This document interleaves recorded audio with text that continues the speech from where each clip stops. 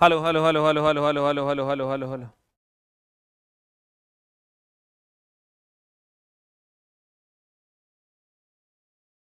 आ जाओ आ जाओ आ जाओ, शुरू करते हैं हम आज की शानदार कक्षा। पहला प्रश्न आपके स्क्रीन पर ये रहा।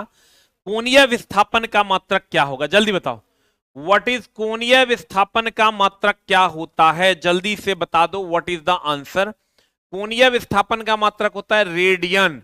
और समतल कोण का भी मात्रक होता है रेडियन। समतल कोण का भी मात्रक रेडियन होता है। और ठोस कोण का मात्रक होता है स्टेरेडियन। ठोस कोण का मात्रक क्या होता है दोस्त मेरे? स्टेरेडियन। ठोस कोण का मात्रक स्टेरेडियन होता है। समतल कोण का मात्रक रेडियन होता है और ठोस कोण का मात्रक क्या होता है? स्टेरेडियन होता है। हाँ, एएलपी का क्लास लाएंगे दोस्त मेरे। आज ग्रुप डी के लिए लास्ट क्लास होगा आपका। आ जाओ जल्दी से अगला। कहते हैं एक समान तल वाली सीधी सड़क, चूंकि अब सबका ग्रुप डी का एग्जाम लगभग हो गया, कुछ का बचा हुआ है, 10% बच्चों का बचा हुआ है। कहते हैं एक समान तल वाली सीधी सड़क पर नियत त्वरण से दौड़ने वाली कार के संबंध में इनमें से कौन सा कथन सत्य है, बताओ। एक समान तल वाली सीधी सड़क पर नियत त्वरण है। नियत त्वरण मतलब ये 2 मीटर पर सेकंड से है, फिर 4 मीटर पर सेकंड हो गया, फिर 6 मीटर पर सेकंड हो गया, फिर 8 मीटर पर सेकंड हो गया। तो बताओ नियत त्वरण है कि नहीं? हर जगह अगर हम समय का मान 1 सेकंड मान ले तो 2 मीटर पर सेकंड स्क्वायर का नियत त्वरण। नियत त्वरण मतलब त्वरण बदलेगा नहीं। नियत त्वरण मतलब हो गया त्वरण बदलेगा नहीं। अब ध्यान से देखो, एक समान तल वाली सीधी सड़क पर नियत त्वरण से दौड़ने वाली कार के संबंध में कौन सत्य है, बताओ। नियत त्वरण से अगर दौड़ रहा है तो इसके बारे में कौन सत्य है? कार का त्वरण शून्य है, कार का वेग शून्य है, कार का त्वरण निरंतर बदल रहा है, कार का वेग निरंतर बदल रहा है। क्या होगा आंसर, जल्दी बता। B number. हमको तो लग रहा है डी नंबर होगा। कार का वेग निरंतर बदल रहा है। देखो दो, अगर नियत त्वरण है, क्वेश्चन कर रहा है नियत त्वरण, नियत त्वरण है, नियत त्वरण है, इसका मतलब कार का वेग लगातार निरंतर बदल रहा है और वो भी एक समान रूप से बदल रहा है। आंसर अगला बता दो। अगले का आंसर, किसी वस्तु का नियत त्वरण 10 मीटर पर सेकंड स्क्वायर है। बहुत बढ़िया बात। नियत त्वरण एक का मान दे दिया 10 मीटर पर सेकंड स्क्वायर है। प्रारंभिक वेग दे दिया है, यू का मान 100 मीटर पर सेकंड है। कितने समय बाद वेग दुगुना हो जाएगा? यानी भी का मान 200 मीटर पर सेकंड हो जाएगा। टाइम का मान क्या होगा, खट से लगा दो। भी बराबर यू प्लस 80। अब सबका वैल्यू रखा हुआ है 200, यू का मान हो गया 100, अब प्लस ए का मान हो गया 10 गुना टी। आंसर निकाल दो, क्या हो जाएगा? व्हाट इज द आंसर, जल्दी बता। बिहार पुलिस। अच्छा, एक्सपायरी उसका बढ़ा देंगे। आ जाओ आ जाओ आ जाओ, एकदम बढ़ा देंगे। आ जाओ, एक आंसर बता दो। अब लगभग बच्चों का चला ग्रुप डी का एग्जाम हो गया है और जिनका नहीं हुआ है उनका हो ही जाएगा, क्योंकि 2-3 दिन, हमको लगता है 4 दिन बचल होगा मुश्किल से। आंसर बताओ, what is the answer. ALP और टेक्नीशियन के लिए अब आएगा दोस्त मेरे धमाकेदार क्लास। आंसर बता दो कितना आ रहा है। ए की बी की सी, 10 second is the right answer. अगला बताओ, यह जब किसी वस्तु पर संतुलित बल कार्य करता है, अगर कोई वस्तु है उस पर संतुलित बल कार्य करता है तो उसकी गति पर क्या प्रभाव पड़ेगा? अगर संतुलित बल का मतलब हुआ दोस्त मेरे, संतुलित बल का मतलब हुआ अगर इधर 10 न्यूटन का बल लग रहा है तो इधर भी 10 न्यूटन का बल लगेगा। तो कह रहा है उसकी गति पर क्या प्रभाव पड़ेगा। What is the answer. अगर संतुलित बल कार्य कर रहा है तो उसकी गति की अवस्था अपरिवर्तित रहेगी कि परिवर्तित होगा? दोनों तरफ सेम बल लगेगा।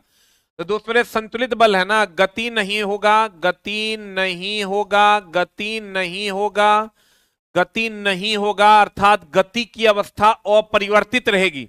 अब वही अगर असंतुलित बल हो, असंतुलित बल हो, असंतुलित बल हो, और संतुलित बल की अगर हम बात करें तो इधर अगर 10 न्यूटन का बल लगेगा तो इधर दोस्त मेरे 20 न्यूटन का बल लगेगा, 20 न्यूटन का बल लगेगा और इसमें गति होगा। इसमें अगर हम गति की बात करें तो इसमें गति होगा। इसमें अगर हम गति की बात करें दोस्त मेरे तो इसमें गति होगा।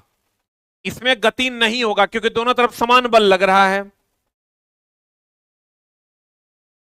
अगले क्वेश्चन की ओर चलते हैं। जब कोई मोटर कार तेज चाल से तीक्ष्ण मोड़ पर चल रहा है मुड़ता है तो एक ओर झुकने लगता है। यह उदाहरण किस गति के नियम का है बताओ। अंदर की ओर एक्शन होने लगेगा, अंदर की ओर क्या होने लगेगा, एक्शन होने लगेगा, और एक ओर झुकने लगेगा। यह गति का पहला नियम है दोस्त मेरे। एक ओर जो झुकने लगता है यह गति का पहला नियम है, और यही नियम इसी किस बल के कारण झुकता है कहेगा, तो कहेंगे अभिकेंद्र बल के कारण झुकता है। अभिकेंद्र बल लेने के लिए कोई भी पिंड झुक जाता है।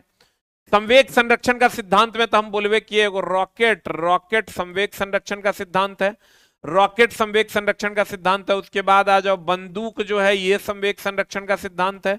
उसके बाद आ जाओ रॉकेट हो गया, बंदूक हो गया, नाव से कूदने पर नाव का पीछे हटना, ये संवेग संरक्षण का है। और ये सब न्यूटन के तीसरे नियम का भी एग्जाम्पल है। ये सब न्यूटन के तीसरे नियम का भी एग्जाम्पल है। गति का पहला नियम का संबंध दोस्त मेरे जड़त्व से है। गति के पहले नियम का संबंध किससे है, जड़त्व से है। और गति का पहला नियम का संबंध जो है वो जड़त्व से है। गति के पहले नियम का संबंध किससे है, जड़त्व से है। इसी को हम लोग गैलीलियो का नियम भी कहते हैं। गैलीलियो का नियम भी कहते हैं। अभी ये क्वेश्चन एकदम ट्रेंडिंग में है। गति का जो दूसरा नियम है यही है F बराबर ma। इससे हमें सूत्र मिलता है F बराबर ma। इससे हमें क्या मिलता है, सूत्र मिलता है।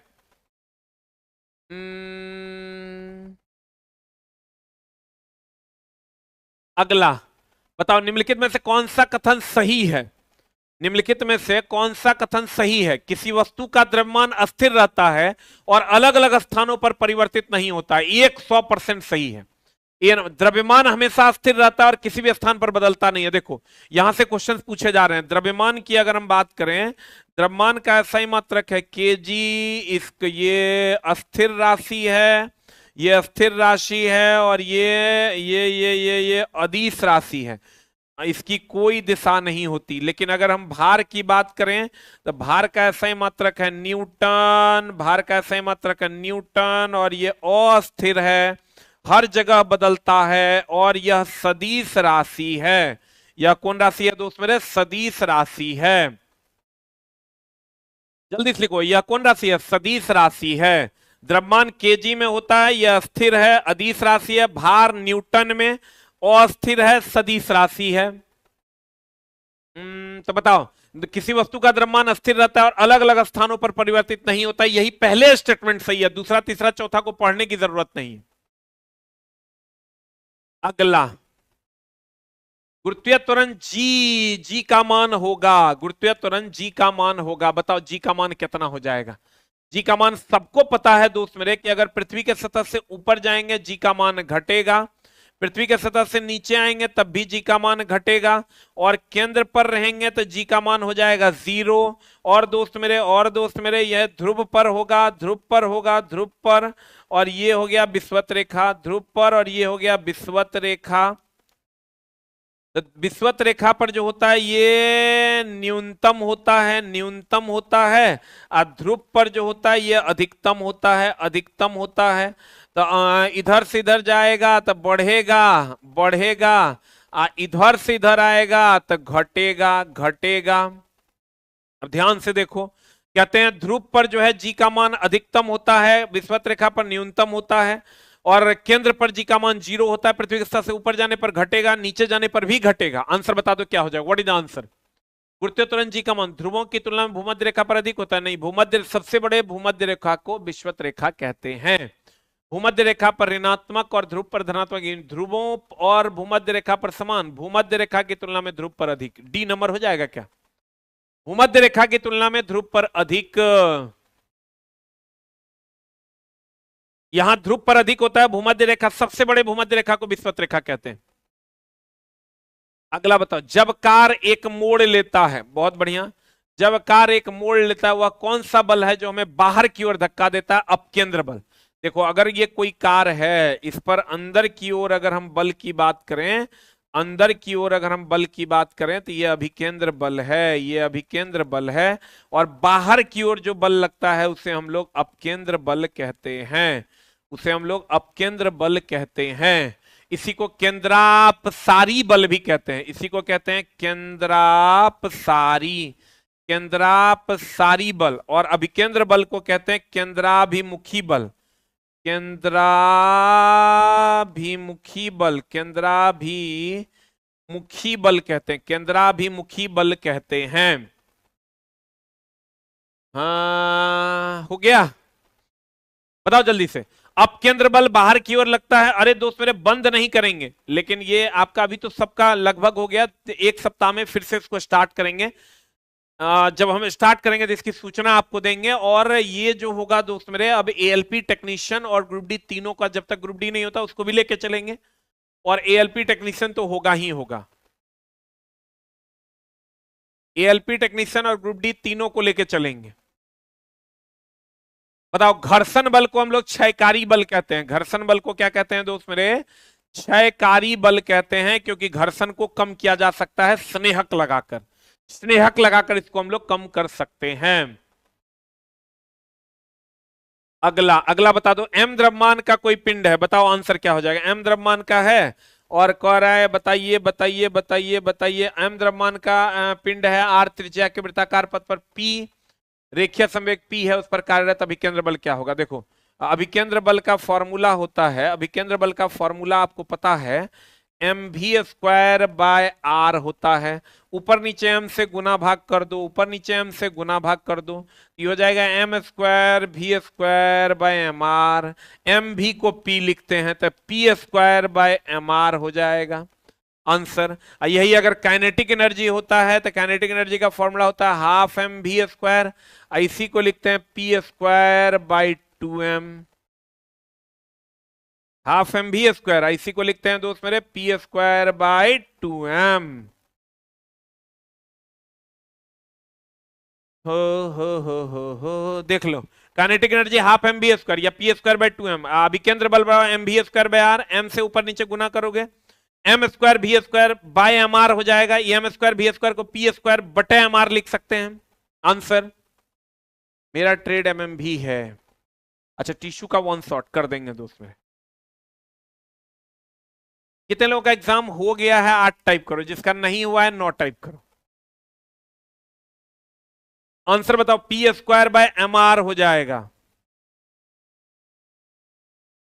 पी स्क्वायर कह रहा है कि बताओ उस पर कार्यरत अभिकेंद्र बल क्या होगा। M square M V square by R, M M से गुना कर देंगे, एम स्क्वायर वी स्क्वायर, इसको पी स्क्वायर बटा एम आर। पी स्क्वायर बटा एम आर तो है ही नहीं, पी स्क्वायर बटे एम आर जो है, यहां 2 हटा दो तो हो जाएगा पी स्क्वायर। यहां दोस्त मेरे यहीं पर, यहां जो है ना पी स्क्वायर बाय यहां एम आर होगा, गलती से पी स्क्वायर बटे पी स्क्वायर हो गया, पी स्क्वायर बटे एम आर होगा, पी स्क्वायर बटे एम आर होगा। ऑप्शन ठीक कर लो। इतने लोगों का नहीं, जिसका नहीं हुआ है वही क्लास कर रहे हैं, बाकी सब लोग तो हो गए। हाँ, बाकी सबका हो गया है। चलो अगला, गैस का आणविक द्रव्यमान। गैस में आणविक गति के वितरण पर तापमान में वृद्धि के प्रभाव के संबंध में निम्नलिखित में से कौन सा कथन सत्य नहीं है। बताओ, गैस में आणविक गति के वितरण पर तापमान में वृद्धि के प्रभाव के संबंध में निम्नलिखित में से कौन सा कथन सत्य नहीं है।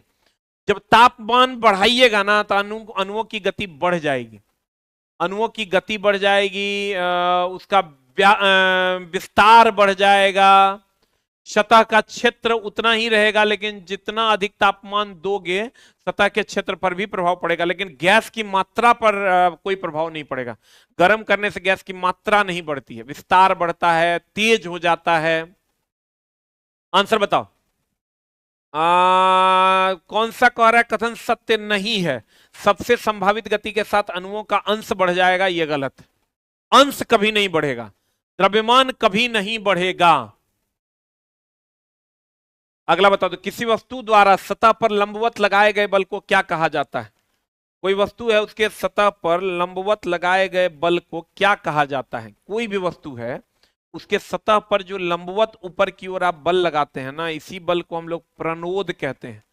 इंग्लिश में इसको अपथ्रस्ट कहते हैं, इंग्लिश में इसको अपथ्रस्ट कहते हैं, इंग्लिश में इसको अपथ्रस्ट कहते हैं।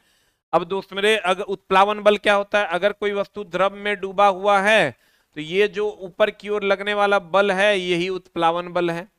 ऊपर की ओर जो लगने वाला बल है ये कौन बल है? उत्प्लावन बल है।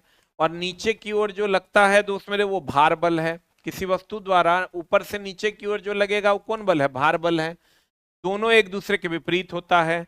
एक चीज याद रखिएगा, दाब बराबर खूब पूछ रहा है, बल बटा क्षेत्रफल तो होता ही होता है, बल बटा क्षेत्रफल तो होता ही होता है, प्रणोद बटा क्षेत्रफल भी होता है। दाब बराबर बल बटा क्षेत्रफल तो होता ही होता है, प्रणोद बटा क्षेत्रफल भी होता है, जिसको आप अपथ्रस्ट बटा क्षेत्रफल कहते हैं।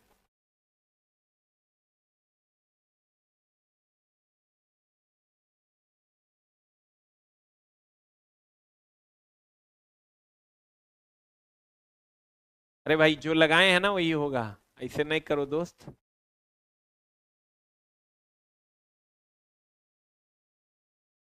हो गया। अगला बताओ, निम्नलिखित में से कौन सा विकल्प दिए गए कथन के लिए सही स्पष्टीकरण प्रदान करता है? बताओ। एकदम सही है, P square by M R ही होगा। चेक कर लो तुम। अरे दोस्त एफ सी बराबर हो गया एम भी स्क्वायर, क्यों डाउट कर रहे हो? एम भी स्क्वायर बाय आर होता है, ऊपर नीचे एम से गुना भाग कर दो, ये हो जाएगा M square V square by M R, बोले तो P square by M R, answer हो जाएगा। निम्नलिखित में से कौन सा विकल्प दिए गए कथन का सही स्पष्टीकरण प्रदान करता है? गर्म दिनों में पसीना आना आपके शरीर को ठंडा करता है, क्योंकि दोस्त मेरे ये पसीना जो वाष्पीकृत होता है ना उसके लिए ऊष्मा हमारे शरीर से ही अवशोषित करता है, इसलिए ठंडक लगता है। आंसर बता।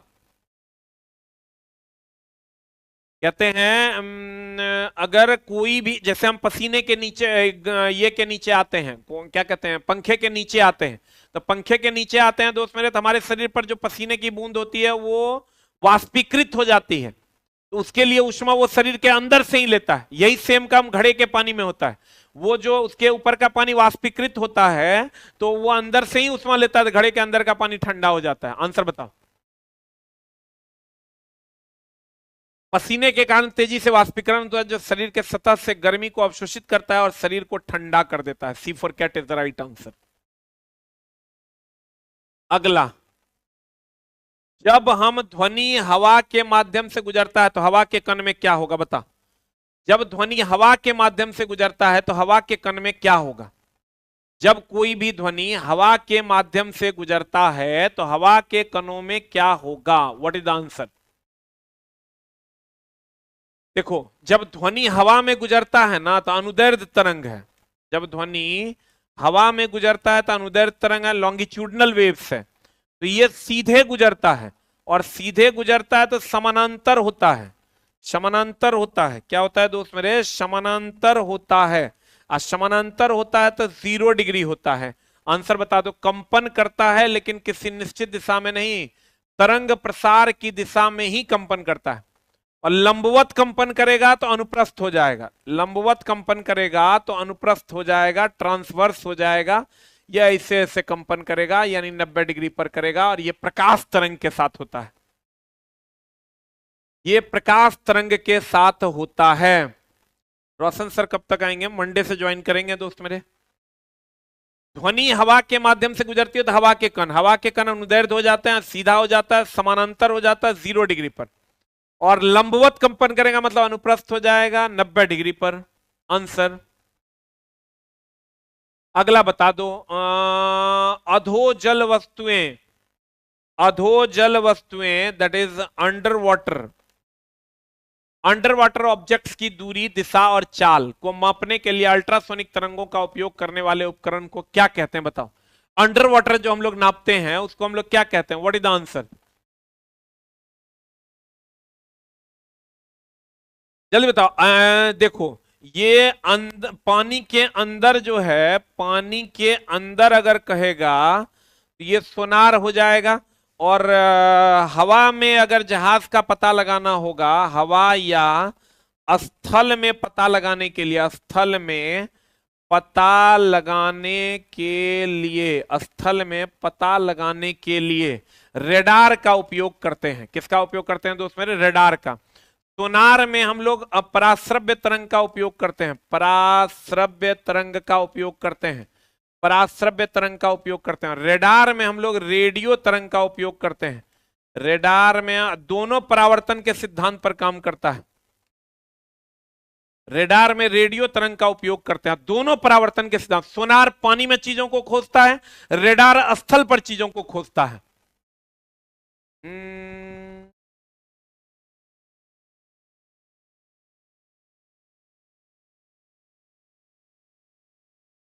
अगला बता दो, लेंस में नाभिकीय बिंदु अथवा फोकस पॉइंट और दृष्टि केंद्र या ऑप्टिकल सेंटर के बीच की दूरी को क्या कहते हैं? बताओ जल्दी से। नाभिकीय बिंदु अथवा फोकस पॉइंट और दृष्टि केंद्र, ये कितना सिंपल है। देखो, ये दृष्टि केंद्र ऑप्टिकल सेंटर और ये फोकस के बीच की जो दूरी है इसको हम लोग फोकस दूरी कहते हैं, नाभि या फोकस कहते हैं। रुक गया, नाभि दूरी ने कह रहा है, तो दूरी क्या कहलाएगा बताओ तो? फोकस कहलाएगा कि फोकस दूरी कहलाएगा? फोकल लेंथ या नाभीय लंबाई कहलाएगा। ये बिंदु फोकस है, लेकिन यहां से यहां तक की लंबाई को फोकल लंबाई या नाभीय लंबाई कहते हैं। ये बिंदु फोकस है, लेकिन यहां से यहां तक की लंबाई को फोकस लंबाई या नाभिकीय लंबाई कहते हैं। अगला, गोलाकार दर्पण का वक्रता का केंद्र क्या होता है? बताओ।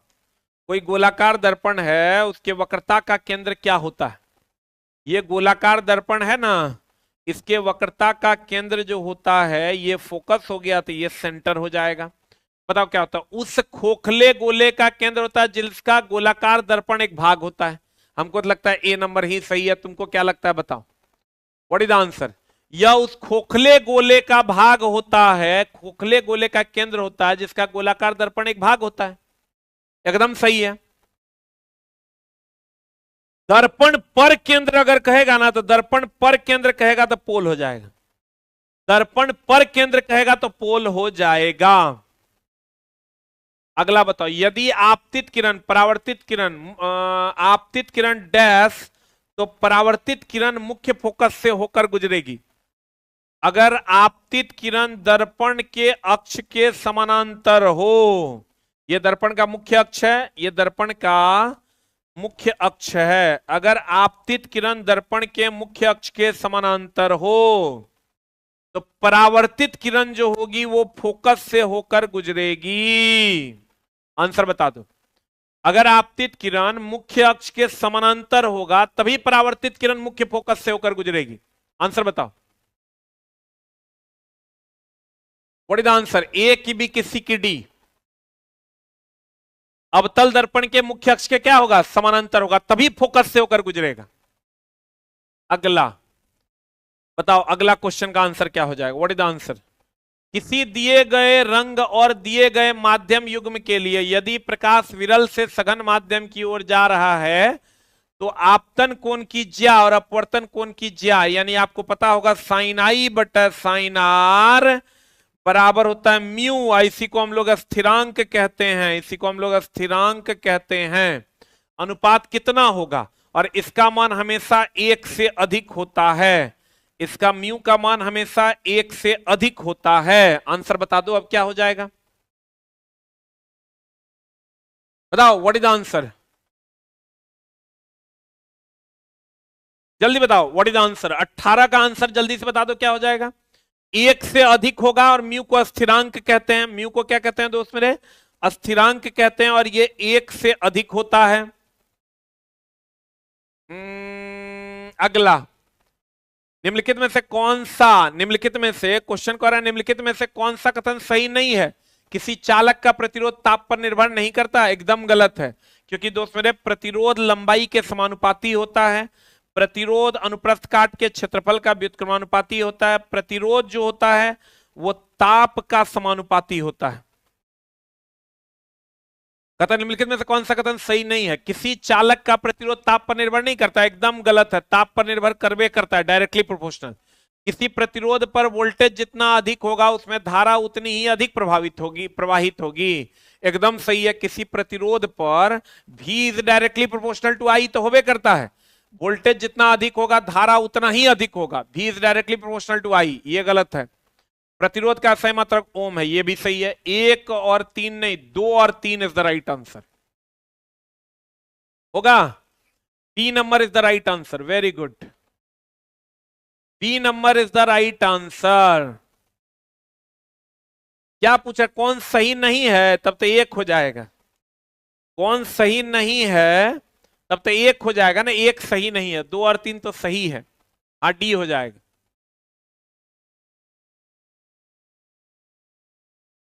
हो गया।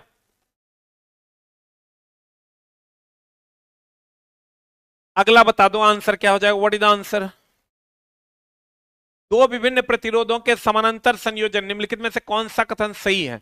समानांतर संयोजन की बात हो रही है, इसमें सबको पता है वोल्टेज समान होगा, धारा अलग होगा, वोल्टेज समान होगा, धारा अलग होगा, और वोल्टेज समान, धारा अलग, समानांतर क्रम में, और कुल प्रतिरोध जो होगा वो न्यूनतम से न्यूनतम होगा, कुल प्रतिरोध जो होगा वो न्यूनतम से न्यूनतम होगा। आंसर बताओ, न्यूनतम से न्यूनतम होगा, व्हाट इज द आंसर। प्रत्येक प्रतिरोध का विभवांतर का मान समान होगा, एकदम समान होगा, देखो वोल्टेज समान, प्रत्येक प्रतिरोध में प्रवाहित होने वाली विद्युत धारा का मान समान होगा, एकदम गलत है, विद्युत धारा का मान अलग होगा, ये गलत है। आंसर बता दो क्या हो जाएगा, ए सही है बी गलत है, ए सही है बी गलत है, सही चुनना है ना, तो ए सही है बी गलत है, 20 का आंसर हो जाएगा डी फॉर डॉग। अगला चलो 21 पे चलते हैं। अगला क्या कह रहा है, देखो अगला कह रहा है हमको, अगला कह रहा है दोस्त मेरे, अगला अगला अगला, मिश्रण के बारे में निम्नलिखित कथनों पर विचार कीजिए और ज्ञात कीजिए कौन सा कथन सही है।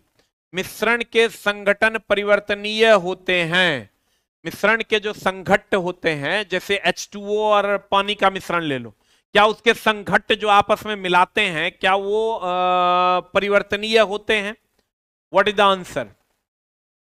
क्वेश्चन चुनना है सही कथन।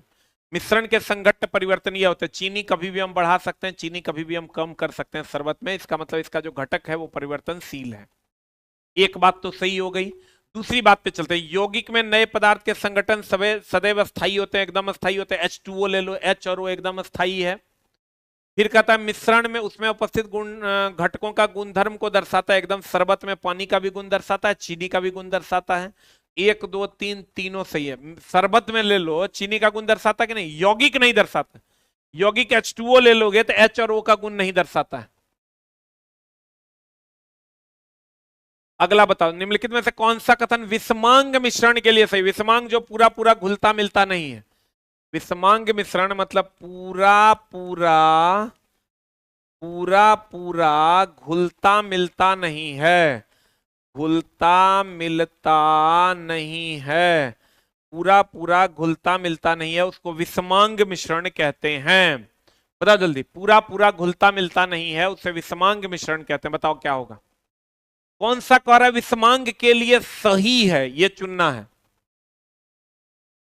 What is the answer.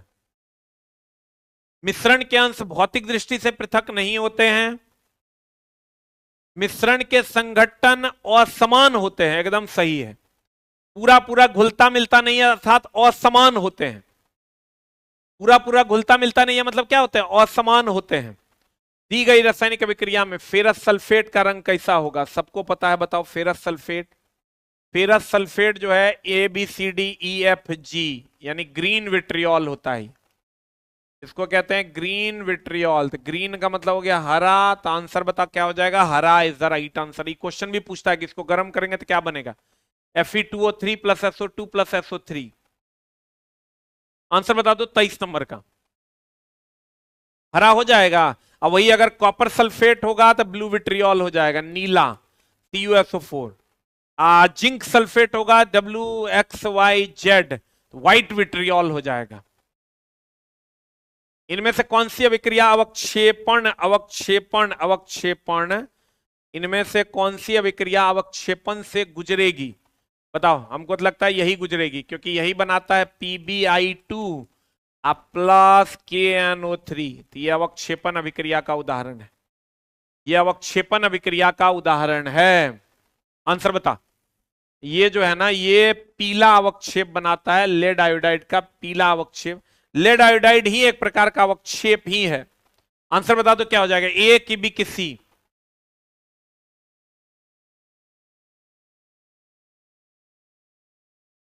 A की बी की C, what is the answer for question number 24?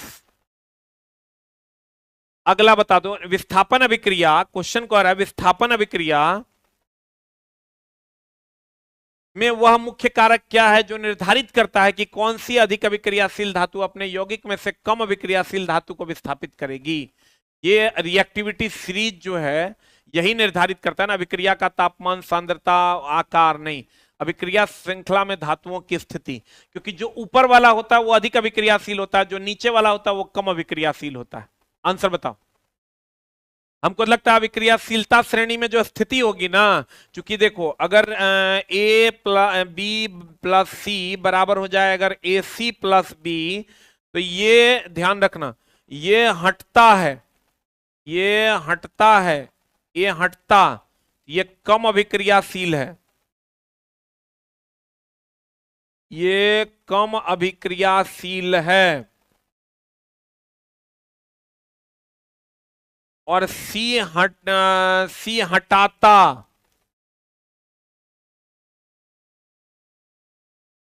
ये अधिक अभिक्रियाशील है। ये हटता है तो ये कम अभिक्रियाशील है, ये हटाता है तो ये अधिक अभिक्रियाशील है। ये चीजें पता कैसे चलती है? ये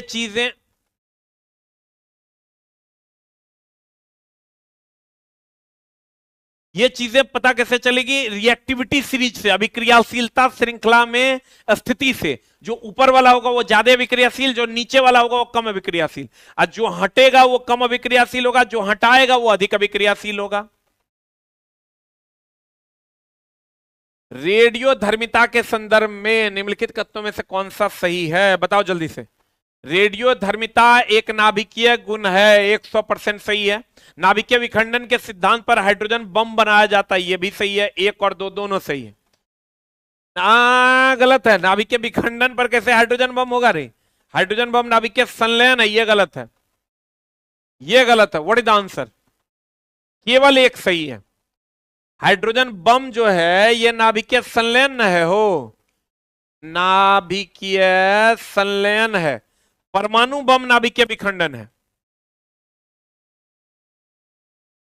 नाभिकीय संलयन है। परमाणु बम नाभिकीय विखंडन है।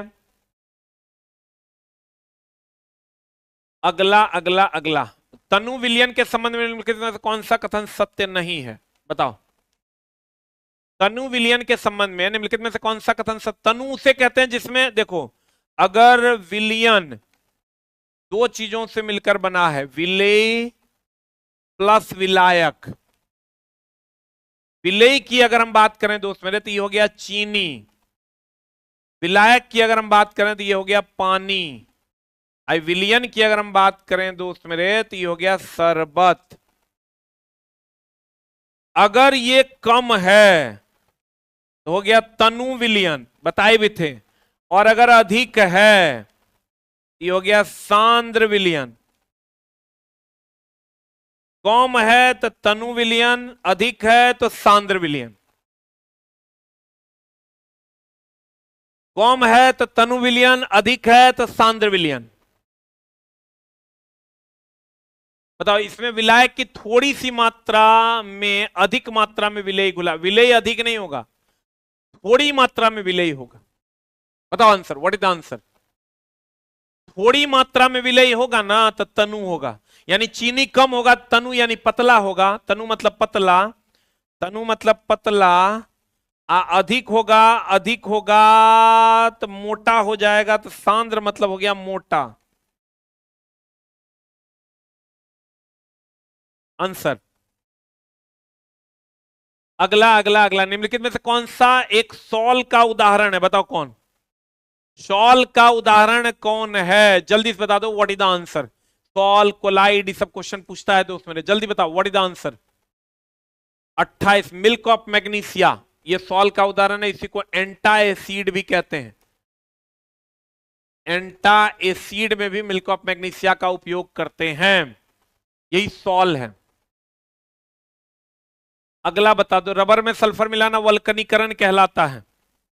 ओए होए, कितना बढ़िया क्वेश्चन। प्रयोगशाला में एक छात्र को पीएच मान 10 लिखा है, विलियन का पीएच मान 10 लिखा है, विलियन के बारे में क्या होगा, से 10 लिखा है ना, तो 7 से अधिक है ना, तो ये हो जाएगा क्षारीय। 7 से अधिक है तो क्या हो जाएगा, क्षारीय।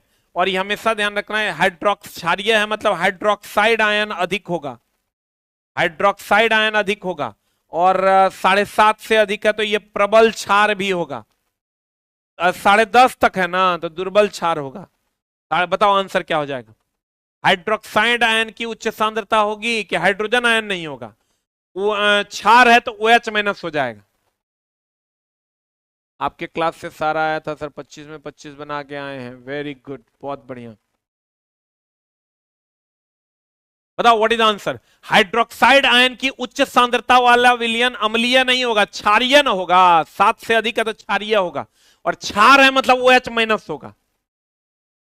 आंसर अगला अगला अगला बताओ, इनमें से कौन सा अम्ल क्षार युग्म अमोनियम क्लोराइड को का लवण उत्पन्न करेगा। अम्ल क्षार युग्म अमोनियम क्लोराइड का लवण उत्पन्न करेगा, बताओ कौन करेगा। यहीं से ले लो ना, ये NH4Cl से भी क्रिया करेगा और NH4Cl दे देगा। इसमें तो Cl कहीं है ही नहीं है, तो अमोनियम क्लोराइड कैसे करेगा। इसमें भी देखो Cl नहीं है, इसमें तो Cl है लेकिन अमोनिया नहीं है, तो ये अमोनियम क्लोराइड नहीं करेगा, ये कर देगा। अमोनिया भी है, क्लोरीन भी है, तो अमोनियम क्लोराइड कर देगा ये। अगला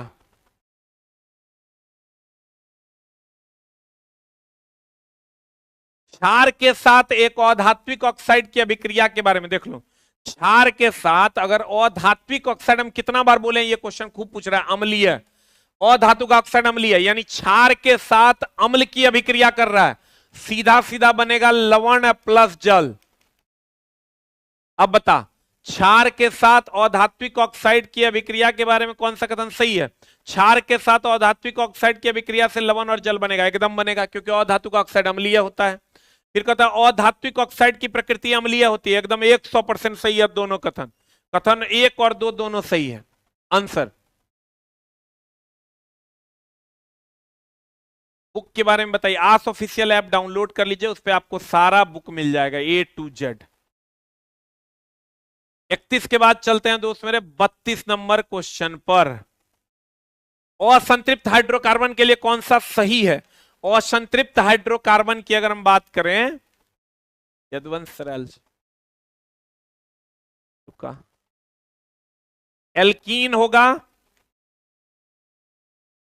एल्काइन होगा, एल्कीन होगा तो डबल बॉन्ड होगा, एल्काइन होगा तो ट्रिपल बॉन्ड होगा। CnH2n आई हो जाएगा CnH2n -2। अब बता दो आंसर क्या हो जाएगा। असंतृप्त हाइड्रोकार्बन के लिए कौन सा सही है। What is the answer for 32। Alkene और एल्काइन और असंतृप्त हाइड्रोकार्बन। आंसर एल्केन संतृप्त है। एल्केन दोस्त मेरे संतृप्त है। एमिनो एसिड के 4 प्रमुख तत्व बताइए कौन कौन है। सब एकरा में है ये है। एमिनो एसिड की अगर हम बात करें तो इसके 4 प्रमुख तत्व कौन कौन हैं।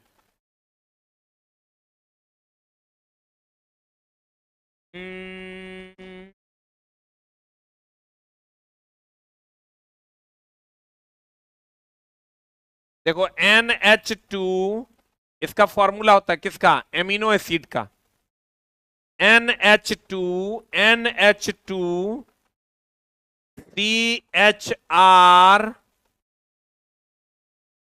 COOH, ये फॉर्मूला होता है। अब देख लो कौन कौन है और कौन कौन नहीं है।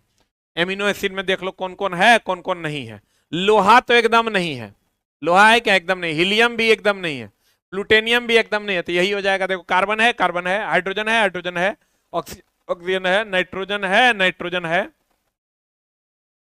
आंसर,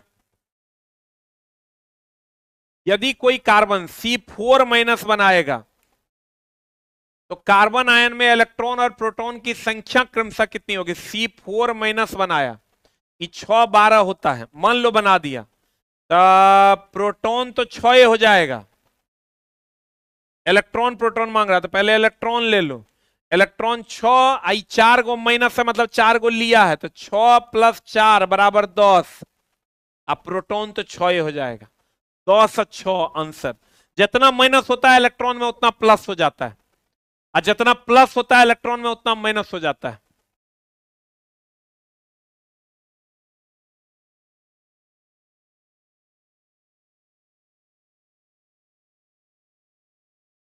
हो गया।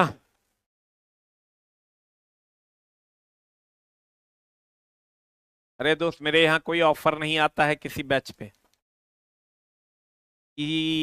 ऑफर, धमाका, लॉन्चिंग ये सब नहीं करते हैं हम दोस्त, मेरे पढ़ाते हैं। अगर आपको अच्छा कंटेंट लगे तो वेलकम है आपका, और खूब मन लगा के पढ़िए। प्रोपेनॉन, प्रोप मतलब देखो कार्बन एक हो जाएगा ईथ, मीथ। कार्बन दो हो जाएगा तो ईथ। कार्बन तीन हो जाएगा तो प्रोप। प्रोप में कितने कार्बन? तीन कार्बन। अब प्रोपेनॉन है तो कीटोन है। प्रोपेनल होता तो अल्डिहाइड होता। प्रोपेनल होता तो अल्डिहाइड होता। प्रोपेनॉन है तो कीटोन है। तीन कीटोन हो जाएगा। होगा। अगला बताओ। एल्केन के क्लोरीनीकरण विस्थापन अभिक्रिया है भाई। CH4 जब क्लोरीन से अभिक्रिया करता है, CCl4 देता है, यहां से सारा का सारा हाइड्रोजन विस्थापित हो जाता है। बताओ क्या हो जाएगा? प्रतिस्थापन अभिक्रिया है। हाइड्रोजन हटता है, क्लोरीन जुड़ जाता है, इसको कहते हैं प्रतिस्थापन अभिक्रिया।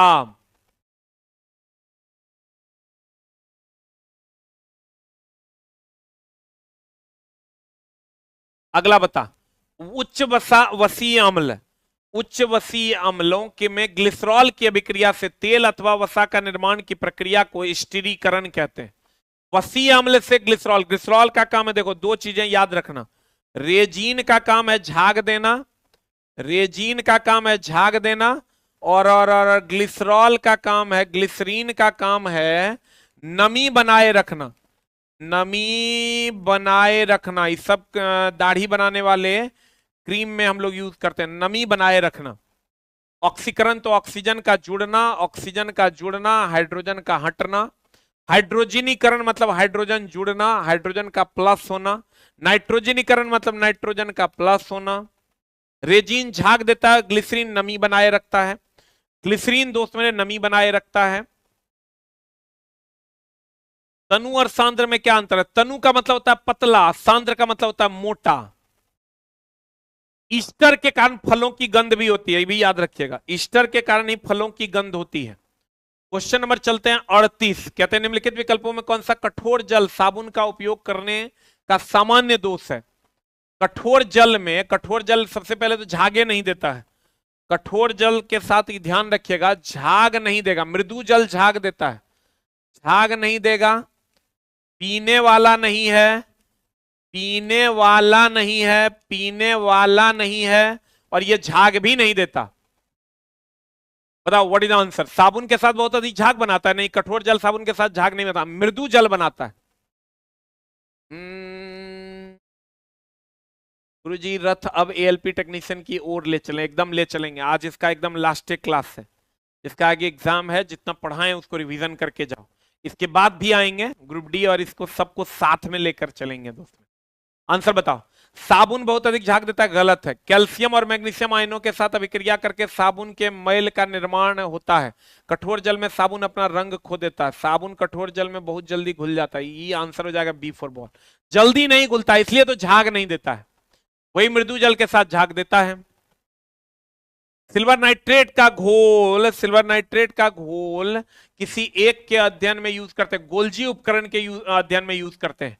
माइटोकॉन्ड्रिया ATP का निर्माण करता है क्रेब साइकिल के दौरान ऑक्सी श्वसन करके।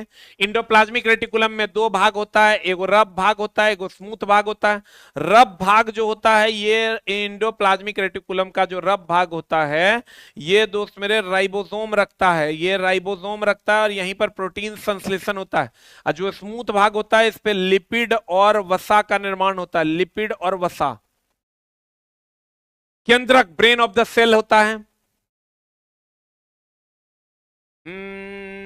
अगला अगला अगला बता। शरीर में लगी चोट, समसूत्री विभाजन। देखो शरीर में वृद्धि कहे, शरीर की वृद्धि कहे, शरीर की वृद्धि कहे, शरीर की वृद्धि कहे, या घाव कहे, घाव कहे, या चोट कहे, इस सब जो है ये दोस्त मेरे समसूत्री विभाजन है। अर्धसूत्री विभाजन की अगर हम बात करें तो अर्धसूत्री विभाजन में होता है जनन, जनन एक अर्धसूत्री विभाजन है।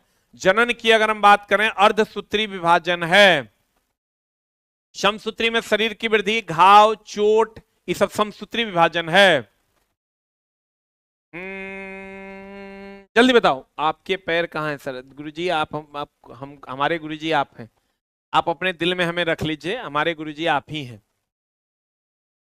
बताओ समसूत्री विभाजन, शरीर जो हमारे शरीर में भी वृद्धि हो रही है समसूत्री है, घाव का भरना चोट, अर्धसूत्री में आता है जनन।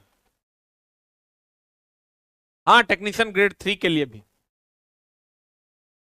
आंसर बता दे, व्हाट इज द आंसर?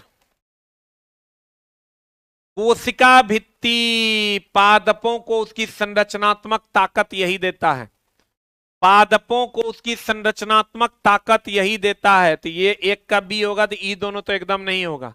अब दो का देख लो, राइबोसोम प्रोटीन निर्माण का मुख्य स्थल है, यानी दो का हो जाएगा सी, दो का हो जाएगा सी। एक का बी, एक का बी, एक का बी न है रे, एक का बी है मतलब ये और ये नहीं होगा, और दो का सी है तो ये आंसर हो जाएगा। लाइसोसोम आत्महत्या की थैली हो जाएगा। जल्दी बताओ, गोल्जी उपकरण टी हो जाएगा। आंसर बताओ, एकदम सिंपल है, एकदम simple, is very very simple.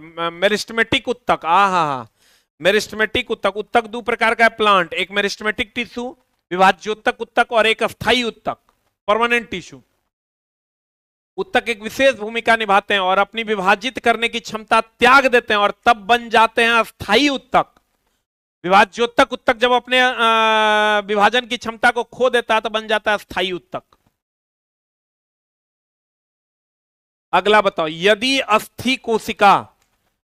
अस्थि कोशिकाओं को अधात्री में कैल्शियम और फास्फोरस यौगिक पाए जाते हैं, एकदम कैल्शियम फॉस्फेट का ही बना हुआ होता है, कैल्शियम और फास्फोरस पाए जाते हैं, तो उपस्थित अधात्री में क्या पाया जाता है दोस्त मेरे? क्या पाया जाता है? जल्दी बताओ, what is the answer?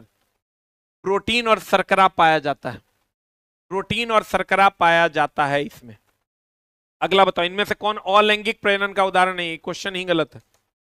Grafting भी अलैंगिक के प्रजनन है, मुकुलन भी, विखंडन भी, द्विविभाजन भी। जबरदस्ती मारोगे तो ग्राफ्टिंग मार सकते हो। बताओ, बीज रहित संवहनी, बीज रहित कह रहा है, कोई बीज नहीं हुआ, बीज रहित जब ये कह दिया भैया मेरे टेरिडोफाइटा। आवृत बीजी अनावृत बीजी में तो बीज रहबे करता है, ब्रायोफाइटा में भी होता है। आंसर बीज रहित कह दिया ना, बीज होबे नहीं करेगा। अगला बताओ, निम्नलिखित में से कौन सा ग्रंथि ट्रिप्सिन, ये तो बना दो, ट्रिप्सिन एंजाइम जो है वो कहां से निकल, ट्रिप्सिन एंजाइम का स्राव करती है। बताओ कौन सी ग्रंथि ट्रिप्सिन एंजाइम? अग्नाशय, यकृत से पित्त रस निकलता है, पित्त रस निकलता है, और अग्नाशय के बीटा सेल से इंसुलिन निकलता है, इंसुलिन निकलता है जो रक्त में शर्करा के स्तर को मेंटेन करता है। जठर रस अम्लीय होता है, अम्लीय होता है। लार ग्रंथि जो है, लार ग्रंथि तो समझ ही रहा है, सलाइवा वगैरह से संबंधित है। यकृत, सबसे अधिक रीजनरेशन का काम कहां होता है? यकृत में। सबसे कम रीजनरेशन कहां होता है? तंत्रिका उत्तक में। अगला बता, हमारे पर्यावरण की सभी जानकारी कुछ तंत्रिका कोशिकाओं के विशेष युक्तियों द्वारा पता लगाया जाता है, और यह ग्राही सामान्यतः हमारे इंद्रिय अंगों में स्थित होता है, सब में, कान में, नाक में भी और जीभ में, सब जगह जो है हमें जानकारी सब जगह से मिलती है। कान से सुनने की, नाक से सूंघने की और जीभ से चखने की, तीनों जगह से जानकारी मिलती है। एक आंसर बता, निम्नलिखित में से कौन सा रक्त का एक कार्य नहीं है? दोस्त मेरे, रक्त का एक कार्य नहीं है। श्वेत सार जो होता है यह स्टार्च है, स्टार्च का संश्लेषण ही नहीं करता है, अपशिष्ट पदार्थ का वहन एकदम करता है, हार्मोन का परिवहन, गैसों का परिवहन भी करता है। ऑक्सीजन ले कौन जाता है? यही ले जाता है, रक्त ही ना। स्टार्च का संश्लेषण, निर्माण कर देगा, जुल्म हो जाएगा। स्टार्च अगर रक्त ही निर्माण कर दे तो जुल्म हो जाएगा। स्टार्च हम लोग दोस्त मेरे खाते हैं। किसके संकुचन और शिथिलन के परिणाम स्वरूप अंग में गति होता है? मांसपेशियों में। मांसपेशियों में संकुचन और शिथिलन के कारण गति होता है। उपास्थि लचीली हड्डी है। तंत्रिका कोशिका, तंत्रिका कोशिका जो है ये इसमें बताओ तो कैसे मैसेज का ट्रांसफॉर्मेशन होता है? एक है विद्युतीय विधि द्वारा, एक है विद्युतीय विधि द्वारा, दूसरा है रासायनिक विधि द्वारा,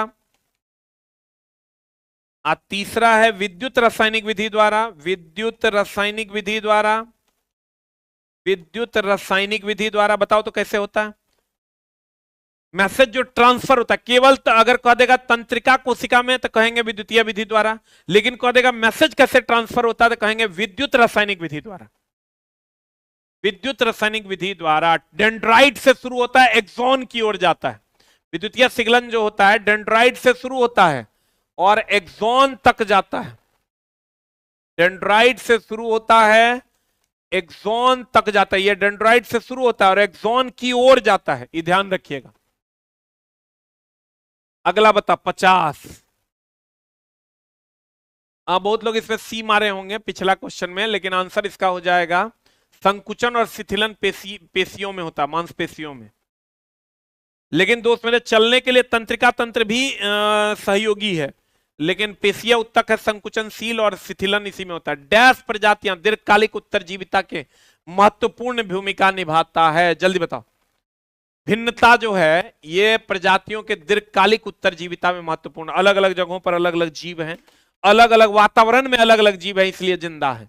भिन्नता अगर नहीं रहेगी तो नहीं होगा। अलैंगिक जनन में भिन्नता नहीं होता है, लेकिन लैंगिक जनन में भिन्नता होता है।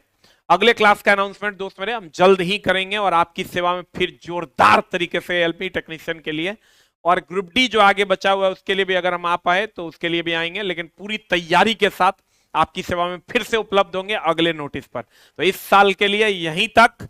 इस साल को कहते हैं अलविदा और इस क्लास को भी कहते हैं अलविदा। फिर नई भर्ती और ग्रुप डी टेक्नीशियन एएलपी सबके लिए प्रॉपर तरीके से आपको अनाउंसमेंट मिलेगा और फिर हम आपकी सेवा में उपलब्ध होंगे। Thank you very much, love you all, नमस्कार और हैप्पी न्यू ईयर सबको। आपको और आपके परिवार में इस साल 2026 में एक शानदार प्यारा सुनहरा सा जॉब हो, आपकी दुनिया बदले, ऐसा मां शारदे से दुआ करेंगे, उम्मीद करेंगे। Thank you very much, love you all, नमस्कार।